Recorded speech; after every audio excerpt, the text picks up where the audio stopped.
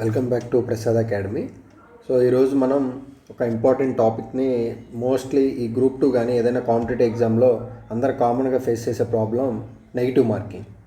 So ప్రతి ఓవర్కి వాళ్ళు కష్టపడి సంపాదించిన ఒక మార్క్లో ఎగ్జామ్లో ఇంకొక క్వశ్చన్ అటెంప్ట్ చేద్దాం, ఇంకొక మార్క్ రాకపోతుందా అన్న థాట్లో ఇంకొక క్వశ్చన్ అటెంప్ట్ చేసి అది నెగిటివ్ అయినప్పుడు మనం చేసిన స్కోరింగ్లో కూడా మనకి నెగిటివ్ పోతుంది. ఇది అందరు ఫేస్ చేసే కామన్ ప్రాబ్లం.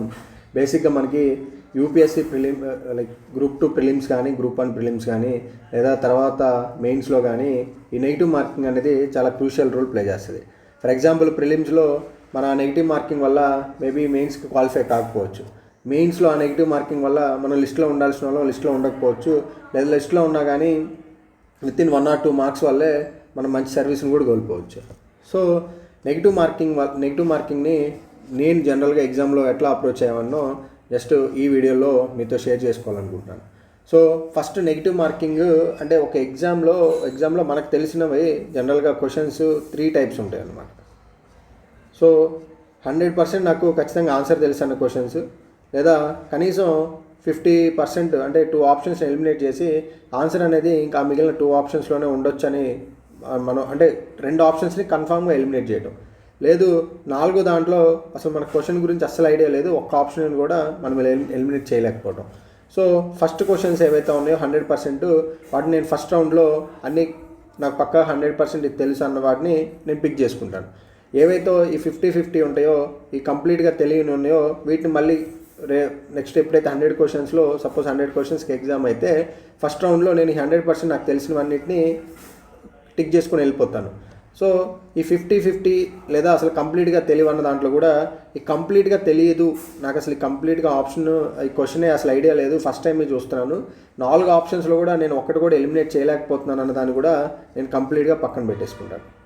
సో ఇప్పుడు నా డెసిషన్ అంతా ఈ 2 ఆప్షన్స్ ఎలిమినేట్ చేశాను కదా, మిగతా 2 ఆప్షన్స్లోనే ఆన్సర్ ఉంటుంది అనుకున్న క్వశ్చన్స్ మీదే నేను ఆలోచిస్తాను. అప్పుడే నాకు ఈ నెగిటివ్ మార్కింగ్ అనేది ఇక్కడ కన్సర్న్ అవుతుంది. సో ఫర్ ఎగ్జాంపుల్ మనకు క్వశ్చన్స్లో కూడా మళ్ళీ మ్యాచ్ ద ఫాలోయింగ్ అని వస్తాయి, లేదా అసెర్షన్ రీజన్స్ వస్తాయి, కొన్ని స్టేట్మెంట్ బేస్డ్ క్వశ్చన్స్ వస్తాయి, కొన్ని నార్మల్గా వన్ లైనర్స్ ఉండి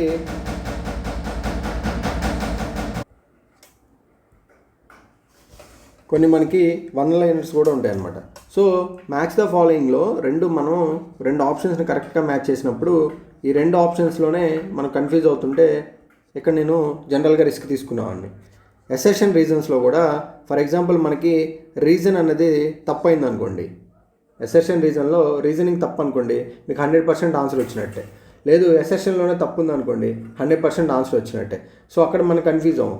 మనం ఎక్కడ అయిపోతామంటే రీజనింగ్ అనేది ఆ అసెర్షన్ అన్నదాన్ని 100% ఎక్స్ప్లెయిన్ చేస్తుందా లేదా 100% ఎక్స్ప్లెయిన్ చేయట్లేదా అనేది మన డైలమా. మోస్ట్లీ పోయిన సంవత్సరం పాలిటీలో అయితే అసెర్షన్ రీజనింగ్ క్వశ్చన్లో అందరూ డైలమాలు ఎక్కడ ఉన్నారంటే అది 100% ఎక్స్ప్లెయిన్ చేస్తుందా 100% ఎక్స్ప్లెయిన్ చేయట్లేదా అనేది క్వశ్చన్ దగ్గర ఆగిపోయాం. సో ఇలాంటి క్వశ్చన్స్లో కూడా నేను జనరల్గా రిస్క్ తీసుకున్నాను లాస్ట్ టైం. ఎందుకంటే ఆన్సర్ 2 మనకు తెలుసు, 2 ఎలిమినేట్ చేసాం, అసెర్షన్ కరెక్ట్ రీజనింగ్ కరెక్ట్ అని మనకు తెలుసు, అది కరెక్ట్ ఎక్స్ప్లెనేషన్ కాదా అవునా అనేది మనకు కొంచెం మనం ఎంత థింక్ చేసినా కానీ అక్కడ ఎగ్జామినర్ ఏ మైండ్ సెట్తో ఆలోచిస్తున్నాడు అన్న దాని మీద ఇక్కడ అసెర్షన్ రీజనింగ్లో ఆన్సర్ డిపెండ్ అయి ఉంటుంది. సో అందుకని 100% ఎక్స్ప్లెయిన్ చేయట్లేదని తెలిస్తే వెళ్ళండి గుడ్, కానీ కొంచెం డౌట్లో ఉంటాం, ఇది ఎక్స్ప్లెయిన్ చేస్తుందని కానీ ఎక్స్ప్లెయిన్ చేయట్లేదని కానీ మనం కొంచెం క్లారిటీగా డెసిషన్ తీసుకోలేం. సో అలాంటి క్వశ్చన్స్లో కూడా నేను ఆన్సర్ జనరల్గా టిక్ పెడతాను. స్టేట్మెంట్ బేస్డ్ మాత్రం ఇప్పుడు ఈ 50-50లో కూడా ఈ 4 టైప్స్లో మ్యాచ్ ద ఫాలోయింగ్ కానీ అసెస్ ద రీజనింగ్ కానీ నేను రిస్క్ తీసుకున్నాను. స్టేట్మెంట్ బేస్డ్ వచ్చేసరికి ఫర్ ఎగ్జాంపుల్ 4 స్టేట్మెంట్స్ ఉంటే 4 స్టేట్మెంట్స్లో కానీ 2 స్టేట్మెంట్స్ ఎలిమినేట్ చేసినా ఇంకొక 2 స్టేట్మెంట్స్లో మనకు ఆన్సర్ ఉంటుంది. సో ఇది నేను లీస్ట్ ప్రయారిటీలో పెట్టుకుంటాను. ఎందుకంటే 50-50 అయినా కానీ స్టేట్మెంట్ బేస్డ్ క్వశ్చన్లో ఒక స్టేట్మెంట్ రాంగ్ అయినా కంప్లీట్గా రాంగ్ అవ్వడానికి ఛాన్స్ ఉంది కాబట్టి ఇది కొంచెం ఆలోచిస్తాను. అలాగే 1 లైనర్స్ కూడా మనం 2 ఆప్షన్స్ ఎలిమినేట్ చేసినప్పుడు ఫర్ ఎగ్జాంపుల్ క్వశ్చన్ ఉంటుంది, ఆప్షన్స్ అనేవి జస్ట్ 1 లైనర్ అంటే సింపుల్గా ఉంటాయి, simple words like for example మనకి ఏపీ హిస్టరీలో వచ్చే క్వశ్చన్స్ లాంటివి అనమాట. సో ఎక్కడైనా కానీ మీకు నెగిటివ్ మార్కింగ్ అనేది ఎప్పుడు క్రూషియల్ రోల్ ప్లే చేస్తుంది అంటే మీకు ఆన్సర్ 50-50 తెలిసినప్పుడు మాత్రమే మీరు నెగిటివ్ మార్కింగ్ ఆలోచించండి. అసలుకి మీకు ఆన్సర్ అనేది కంప్లీట్గా 100% తెలియదు, కానీ స్టిల్ మీరు ఏదో ఒకటి 4 ఆప్షన్స్లో 25% ఛాన్స్ ఉంది కదా అని చెప్పి ఏదో ఒక ఆన్సర్ పెట్టుకొని వస్తే అది మీకు నెగిటివ్ మార్కింగ్లో బాగా ఇంపాక్ట్ చూపిస్తుంది. కానీ 50-50% మీకు 2 ఆప్షన్స్ కంప్లీట్గా ఎలిమినేట్ చేసుకున్నాము అని మీ కాన్ఫిడెన్స్ ఉన్న క్వశ్చన్స్ని మాత్రం మీరు అటెంప్ట్ చేయొచ్చు. ఫర్ ఎగ్జాంపుల్ అలాంటివి మీకు ఒక 100లో మీరు 100% పెట్టినవి లేదా కంప్లీట్గా తెలివిని వదిలేసినా కానీ ఇంకొక 20 క్వశ్చన్స్ మీకు 50-50 తెలిసినవి ఉన్నాయి అనుకోండి. ఫర్ ఎగ్జాంపుల్ మనం రిస్క్ చేసి 20 పెట్టామనుకోండి, దాంట్లో 50-50 కాబట్టి 10 పోయాయి అనుకుందాం. సో మీకు స్టిల్ 10 కరెక్ట్ అయినా కానీ మీకు పాజిటివ్ మార్క్స్లోనే ఉంటారు. సో మీరు ఇక్కడ గుర్తుపెట్టుకోవాల్సింది ఏంటంటే నేను క్వశ్చన్స్ అన్నీ మీరు అటెంప్ట్ చేయండి అంటే అందులో 50% రైట్ అయినా మీకు మంచి మార్క్స్ వస్తాయని కాదు. ఏవైతే క్వశ్చన్స్ మీకు 2 ఆప్షన్స్ ఎలిమినేట్ చేసి మిగతా 2 ఆప్షన్స్లోనే మీరు ఆన్సర్ ఉంటుంది అనుకుంటున్నారో వాటికి మాత్రమే మీరు ఈ క్యాల్కులేటెడ్ రిస్క్ తీసుకోవాలి. అసలు మీకు కంప్లీట్గా 4 ఆప్షన్లో ఒకటి కూడా తెలియదు, లేదు 4 ఆప్షన్స్లో జస్ట్ ఒక్క ఆప్షన్ ఎలిమినేట్ చేశారు, స్టిల్ 3 మీకు తెలియదు. అలాంటివి మాత్రం నెగిటివ్ మార్కింగ్ అప్పుడు వాటి జోలికి వెళ్ళొద్దు. ఎందుకంటే కరెక్ట్ అయితే ఒక మార్క్ వస్తుందని ఆశ ఉంటుంది, కానీ దాంట్లో తప్పు పోవడానికి ఎక్కువ ఛాన్స్ ఉంటుంది. సో మీరు క్వశ్చన్ 100% తెలియకుండా క్వశ్చన్ అటెంప్ట్ చేయాలంటే ఫస్ట్ కండిషన్ ఏంటంటే మీకు కనీసం 2 ఆప్షన్స్ పక్కాగా ఎలిమినేట్ అయి ఉండాలి. అలాంటి క్వశ్చన్స్లోనే మీరు ఆ ఛాన్స్ తీసుకోండి. ఫర్ ఎగ్జాంపుల్ నెగిటివ్ మార్కింగ్ మనం క్వశ్చన్స్ ఎగ్జామ్లో ఎన్ని అటెంప్ట్ చేయాలనేది కూడా క్వశ్చన్ పేపర్ బట్టే ఉంటుంది. లేదు మనం మాక్ టెస్ట్ రాసినప్పుడు మన యాక్యురసీ ఎంత ఉందో అది కూడా మనం టెస్ట్ చేసుకుంటే దాన్ని బట్టి ఉంటుంది. ఫర్ ఎగ్జాంపుల్ నేను గ్రూప్ 1 ప్రిలిమ్స్లో పేపర్ టఫ్ వచ్చినా కానీ లేదా ఈ గ్రూప్ 2 ఏదైతే ప్రిలిమ్స్ పేపర్ టఫ్ వచ్చినా కానీ నేను ఇక్కడ క్వశ్చన్స్ చాలా తక్కువ అటెంప్ట్ చేశాను. ఎందుకంటే ఫర్ ఎగ్జాంపుల్ మనం గ్రూప్ 2 ప్రిలిమ్స్ గురించే మాట్లాడుకుందాం. గ్రూప్ 2 ప్రిలిమ్స్లో నేను Indian history, Indian geography 30 attempt చేశాను. ఎందుకంటే 1 or 2 క్వశ్చన్స్ నాకు తెలియదు అనుకున్నా కానీ నేను అటెంప్ట్ చేశాను. ఎందుకంటే జనరల్గా మనకు పోయిన సంవత్సరం గ్రూప్ 2 ప్రిలిమ్స్లో ఉన్న ఈజీలో హిస్టరీ ఈజీ, అలాగే జాగ్రఫీ ఈజీ. కానీ ఎప్పుడైతే సొసైటీకి వచ్చానో నేను సగం క్వశ్చన్స్ కూడా అటెంప్ట్ చేయలేదు. కరెంట్ అఫైర్స్ అలాగే క్వాంటివ్ రీజనింగ్లో మీకు ఖచ్చితంగా ఆన్సర్ వస్తేనే మీరు అది అటెంప్ట్ చేయండి. క్వాంటివ్ రీజనింగ్లో ఆన్సర్ రాకుండా గెస్ చేసి పెట్టొద్దు, దానివల్ల నెగిటివ్సే ఎక్కువ వస్తాయి. 50-50% కాదు కదా, మీకు 70-30 రేషియోలో కరెక్ట్ అయ్యే ఛాన్స్ ఉంటుంది. సో క్వాంట్ అండ్ రీజనింగ్లో ఖచ్చితంగా మీకు ఆన్సర్ పక్కాగా ఇది అవుతుంది అని తెలిసినప్పుడే మీరు పెట్టాలి. క్వాంటివ్ రీజనింగ్లో మనం ఆప్షన్స్ని బేస్ చేసుకుని కూడా మనం ట్రయల్ అండ్ ఎర్రర్ మెథడ్లో ఆన్సర్ తెచ్చుకోవచ్చు. కాబట్టి క్వాంట్ అండ్ రీజనింగ్లో మాత్రం మీరు కంపల్సరీగా తెలియని దానికి నెగిటివ్ మార్కింగ్కి వెళ్ళొద్దు. సో లాస్ట్ టైం అయిపోయింది నాకు ఈ 2 సబ్జెక్ట్స్లోనే నేను స్కోర్ చేసిన దాంట్లో నాకు అరౌండ్ 67 ఎంత వస్తే నాకు ఈ 2 సబ్జెక్ట్లోనే అరౌండ్ 50 దాకా వచ్చాయి. అంటే నేను మిగతా 3 సబ్జెక్టులు కలిపి అరౌండ్ 17-18 స్కోర్ చేశాను అంతే. సో నాకు వచ్చిన స్కోర్ అంతా ఈ హిస్టరీ, జాగ్రఫీలోనే నాకు 50 మార్క్స్ వచ్చాయి. సో అందుకే నేను ఇక్కడ ఉన్న 5 సబ్జెక్టులో ఈ 2 నాకు కొంచెం ఈజీగా అనిపించడం వల్ల నేను ఇక్కడ మాత్రం ఈ రిస్క్ తీసుకున్నాను. ఈ 3 నాకు టఫ్ అనిపించడం వల్ల నేను అసలు రిస్క్ తీసుకోలేదు. నేను అటెంప్ట్ చేసిన చాలా తక్కువ క్వశ్చన్స్లో మనకు వచ్చిన స్కోర్ ఇది. సో అలాగే ఈ సంవత్సరం గ్రూప్ 2 మెయిన్స్లో నాకు క్వశ్చన్ పేపర్ చూసిన తర్వాత నాకు అనిపించింది ఏంటంటే క్వశ్చన్ పేపర్ అంత టఫ్గా లేదు, క్వశ్చన్ పేపర్ కొంచెం లిబరల్గానే ఉంది, ఏదైనా పేపర్ 1 కానీ పేపర్ 2 కానీ అనిపించింది. సో నేనేం చేశాను, ఫస్ట్ రౌండ్లో ఈ 100% ఏవైతే నాకు పర్ఫెక్ట్గా తెలుసో ఆ క్వశ్చన్స్ అన్నీ టిక్ పెట్టుకుంటూ వెళ్ళిపోయాను. ఫర్ ఎగ్జాంపుల్ నాకు ఏపీ హిస్టరీ కానీ పాలిటీ కానీ ఈ 100% తెలిసిన క్వశ్చన్స్ పెట్టకపోగా 50-50 డౌట్ ఉన్న క్వశ్చన్స్ నాకు మొత్తం 150 మీద ఒక అరౌండ్ 25-30 తగిలాయి అనమాట. సో మనం ఒక్కొక్కసారి 100% అనుకున్న దాంట్లో కూడా రాంగ్ పోతుంది. సో నాకు మొత్తం 150కి ఒక 30 క్వశ్చన్స్ 50-50 ఆప్షన్స్లో తగిలాయి. కానీ నేను 100% అనుకున్న దాంట్లో నాకు 2 పేపర్ మీద కలిపి అరౌండ్ 10 క్వశ్చన్స్ వరకు కూడా రాంగ్ పోయాయి. అంటే చూడండి, మనం 100% ఇది రైట్ అనుకున్న దాంట్లో కూడా మనం మిస్టేక్ చేయడానికి ఛాన్స్ ఉంది. సో నాకు అక్కడ ఏమైపోయింది, 130 క్వశ్చన్స్ పోతే నాకు 110 కరెక్ట్ అయ్యాయి. 150లో నాకు వచ్చిన ఎక్స్ట్రా 10 మార్క్స్ దీంట్లో వచ్చాయి నెగిటివ్స్ పోను. సో అది నేను ఎలా డిసైడ్ చేసుకున్నాను అంటే, క్వశ్చన్ పేపర్ ఎప్పుడైతే మనకి ప్రతి 10 క్వశ్చన్స్కి 7 లేదా 8 క్వశ్చన్స్ మనం కంఫర్టబుల్గా పెట్టగలుగుతున్నామంటే ఆ క్వశ్చన్ పేపర్ కొంతవరకు లిబరల్గా ఉన్నట్టే.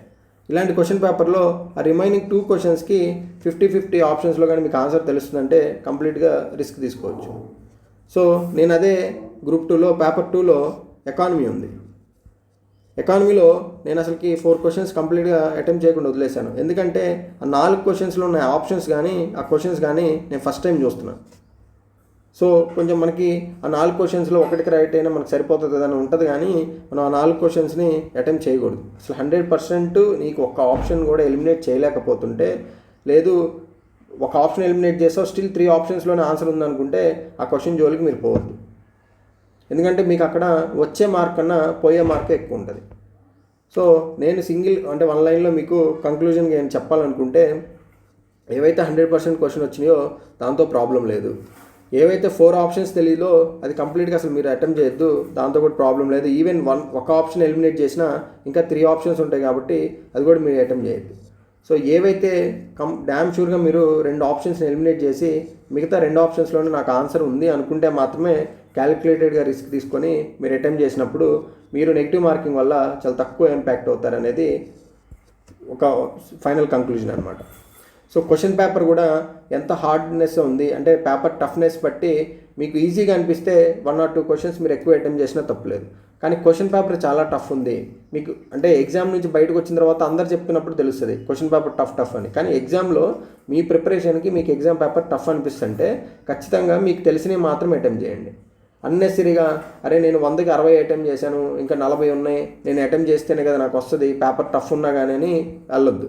ఎందుకంటే మీరు 2023 గ్రూప్ 1 కట్ ఆఫ్లు కానీ 2023 గ్రూప్ 2 ప్రిలిమ్స్ కట్ ఆఫ్లు కానీ చూస్తే ఎందుకు అంత తక్కువ ఉన్నాయంటే పేపర్ జనరల్గా టఫ్ ఉన్నప్పుడు వీళ్ళు ఎక్కువ అటెంప్ట్ చేసుకొని వచ్చి నెగిటివ్ మార్కింగ్ వల్ల అవుట్ ఆఫ్ లిస్ట్ పోయిన వాళ్ళు చాలామంది ఉన్నారు. సో పేపర్ ఎప్పుడైనా బాగా టఫ్ లెవెల్ డిఫికల్టీ లెవెల్ అనిపిస్తే ఫర్ ఎగ్జాంపుల్ ఏదన్నా 5 పోర్షన్స్లో గ్రూప్ 2 ప్రిలిమ్స్లో 5 పోర్షన్స్లో 3 టఫ్ 2 ఈజీగా ఉన్నప్పుడు ఈజీగా ఉన్న దాంట్లో ఎక్కువ అటెంప్ట్ చేయండి. టఫ్ ఉన్న దాంట్లో మాత్రం అసలు వాటి జోలికి కూడా పోవద్దు ఏవైతే మీకు ఆప్షన్స్ కంప్లీట్గా ఐడియా లేవు. సో అప్పుడు మనం నెగిటివ్ మార్క్స్ని మినిమైజ్ చేసుకుంటాం, మనం కష్టపడి సంపాదించుకున్న మార్క్స్ని కూడా సేవ్ చేసుకున్న వాళ్ళం అవుతాం. సో ఇది జనరల్గా నెగిటివ్ మార్కింగ్కి నేను ఫాలో అయ్యే principle. First of all paper difficulty లెవెల్ని అబ్జర్వ్ చేస్తాను. డిఫికల్టీ ఉందంటే నన్ను నేను రెస్ట్రిక్ట్ చేసుకొని తెలిసిన క్వశ్చన్స్ లేదా మినిమం 2 ఆప్షన్స్ ఎలిమినేట్ చేసిన క్వశ్చన్స్ మాత్రం అటెంప్ట్ చేస్తాను. ఆ ఆప్షన్స్ 2 ఎలిమినేట్ చేసిన దాంట్లో కూడా మ్యాచ్ ద ఫాలోయింగ్ కానీ ఎసెషన్ అండ్ రీజనింగ్లో కూడా ఫస్ట్ 2 ఆప్షన్స్లోనే ఆన్సర్ ఉండొచ్చు అనుకున్నప్పుడు మాత్రమే నేను కంప్లీట్గా రిస్క్ తీసుకుంటాను. సో ఏదైనా కానీ నెగిటివ్ మార్కింగ్ తక్కువ పోవాలంటే మనకి అది పేపర్ ఈజీగా ఉన్నప్పుడు 1-2 క్వశ్చన్స్ ఎక్కువ అటెంప్ట్ చేసినా కానీ మనం పెద్ద లాస్ అయ్యేది ఉండదు. ఎగ్జామ్లో ఒకటే రూల్ ఏంటంటే ఎవరైతే ఈజీ లేదా మీడియంగా ఉన్న క్వశ్చన్స్ని 100% చదివిన దాంట్లో 100% వాళ్ళు ప్రాక్టీస్ చేసి ఈ క్వశ్చన్స్ తప్పుపోకుండా చూసుకుంటారో వాళ్ళు అల్టిమేట్గా లిస్ట్లో ఉంటారు. టఫ్ క్వశ్చన్స్ ఎప్పుడైనా కానీ ఎవరు పెట్టరు, ఒకవేళ పెట్టినా కానీ మనకు కూడా 1 or 2 కరెక్ట్ అవుతాయి. దానివల్ల మనకు సెలక్షన్ రాదు.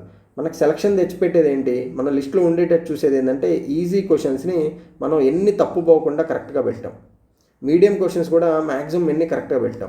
మనం ఏంటంటే ఎగ్జామ్లో మన మైండ్ ఎప్పుడు టఫ్ క్వశ్చన్స్ గురించి ఆలోచిస్తారు. ఒక ఎగ్జామ్ పేపర్ పీవైక్యూస్ చూస్తే అక్కడ ఉన్న ఈజీ క్వశ్చన్స్ని వదిలేసేసి మనం టఫ్ క్వశ్చన్స్ చూసి మన ప్రిపరేషన్ అంతా ఈ క్వశ్చన్ ఎక్కడి నుంచి వచ్చింది, ఏ బుక్లోంచి వచ్చింది, ఎందుకు ఇలా అడిగాడని ఓవర్గా థింక్ చేసి ఈ క్వశ్చన్స్ వచ్చిన ప్యాటర్న్లో ప్రిపేర్ అవుదాం అనుకుంటాం. ఎప్పుడైనా 10 క్వశ్చన్లో 8 క్వశ్చన్స్ మీడియం టు ఈజీ వస్తే ఆ క్వశ్చన్ పేపర్ ఈజీ క్వశ్చన్ పేపరే. సో మీరు ఈజీ క్వశ్చన్లు 3 తప్పు చేసి ఒక టఫ్ క్వశ్చన్ ఒకటి రైట్ పెట్టినా కానీ మీకు నెగిటివ్ మార్కింగే ఉంటుంది. సో అందుకని నేను రిక్వెస్ట్ చేసేది ఏంటంటే ఎప్పుడైనా పేపర్ని ఈజీ క్వశ్చన్స్ మాత్రం మీరు తప్పు చేయకుండా ఉండాలి. తప్పు చేయకుండా ఉండాలంటే ఎక్కువ ప్రాక్టీస్ చేయాలి. టఫ్ క్వశ్చన్సే ప్రాక్టీస్ చేస్తాము, మాకు ఈజీ క్వశ్చన్స్ ఎందుకు ప్రాక్టీస్ చేయడం అనేది చాలామంది కామన్గా రేస్ చేసే క్వశ్చన్. ఈజీ క్వశ్చన్స్ ఎక్కువ ప్రాక్టీస్ చేస్తేనే మీరు సిల్లీ మిస్టేక్స్ని తక్కువ అవాయిడ్ చేస్తారు, వాటిలో 100% స్ట్రైక్ రేట్ తీసుకురాగలుగుతారు. ఈజీ క్వశ్చన్కైనా 1 మార్కే ఇస్తాడు ఎగ్జామ్లో, టఫ్ క్వశ్చన్ అయినా 1 మార్కే ఇస్తారు. మీరు ఎగ్జామ్కి వచ్చిన 1000 మందిలో ఎవడు పెట్టిన టఫ్ బిట్ని మీరు పెట్టొచ్చి అందరూ పెట్టే సిల్లీ ఈజీ మిస్టేక్స్ని మీరు తప్పులు పెట్టొస్తే మీకేం సెలక్షన్ రాదు. ఎవడు తెలియని బిట్టి వీడు పెట్టాడు రాని వీడికి ఏం జాబ్ ఇద్దామని ఎవడు అనుకోడు. సో అందుకని నేను చెప్పేది ఏంటంటే ఎగ్జామ్లో మస్ట్ అండ్ షుడ్గా ఈజీ అనిపించిన బిట్స్నే మీరు తప్పు చేయకుండా ఉండాలి. అట్లా చేయకుండా ఉండాలంటే మీరు ఎక్కువ revisions, number of questions practice చేయాల్సిందే. ఆ ఈజీ క్వశ్చన్సే ప్రాక్టీస్ చేయండి, ఆ ఈజీ క్వశ్చన్సే రివిజన్ చేయండి. టఫ్ క్వశ్చన్స్ ఎలాగో అవి సపరేట్ అయిపోతాయి కాబట్టి. సో మీరు సెలక్షన్లో ఉండాలంటే మీరు మేజర్గా పాటించాల్సినవి ఇవి. ఎగ్జామ్లో ఈజీ క్వశ్చన్స్ని సిల్లీ మిస్టేక్స్కి పెట్టకపోవడం ఫస్ట్ మీరు తీసుకోవాల్సిన ఫస్ట్ జాగ్రత్త. రెండోది, కంప్లీట్గా 4 ఆప్షన్స్లో మినిమం 2 ఆప్షన్స్ అన్న ఎలిమినేట్ చేయకుండా మీరు నెగిటివ్ మార్కింగ్కి వెళ్ళొద్దు. ఇది నా రెండో సజెషన్ మీకు. సో పేపర్ ఈజీగా ఉన్నప్పుడు మాత్రమే కొన్ని క్వశ్చన్స్ ఎక్కువ అటెంప్ట్ చేయడానికి ట్రై చేయండి. ఎప్పుడైతే క్వశ్చన్ పేపర్ చాలా టఫ్గా అని మీరు ఫీల్ అవుతున్నారో మిమ్మల్ని మీరు రిస్ట్రిక్ట్ చేసుకోండి. అది మీకు ఎగ్జామ్లో బయటకు వచ్చిన తర్వాత మిమ్మల్ని ఎంత సేవ్ చేస్తుందో. మీకు ఇవన్నీ తెలియాలంటే మీరు మాక్ టెస్ట్లు ఇవన్నీ ప్రాక్టీస్ చేయాలి. ఎన్ని క్వశ్చన్స్ అటెంప్ట్ చేస్తున్నాం, అందులో ఎన్ని ఈజీ క్వశ్చన్స్, ఆ ఈజీ క్వశ్చన్స్లో మీరు ఎన్ని సిల్లీ మిస్టేక్స్ చేస్తున్నారు. సో మీకు ఆ క్లారిటీ ఉంటే మీరు మీ ప్రిపరేషన్ని ఎటు కావాలంటే అటు అడ్జస్ట్ చేసుకోవచ్చు. సో ఇన్ జనరల్గా ఇది నా ఎక్స్పీరియన్స్. నెగిటివ్ మార్కింగ్ ఎగ్జామ్లో జనరల్గా నేను ఫాలో అయ్యేది కూడా ఇదే అనమాట. సో మీకు ఏదైనా యూజ్ అయితే దీని నుంచి 1-2 విషయాలు కలుపుకోవచ్చు. లేదు మీకు ఇంకా ఏదైనా డౌట్స్ ఉంటే కింద కామెంట్లో కూడా మీరు నెగిటివ్ మార్కింగ్ గురించి మెన్షన్ చేస్తే మేము పర్సనల్గా కూడా నేను మీకు రిప్లై ఇస్తాను ఈ నెగిటివ్ మార్కింగ్ గురించి.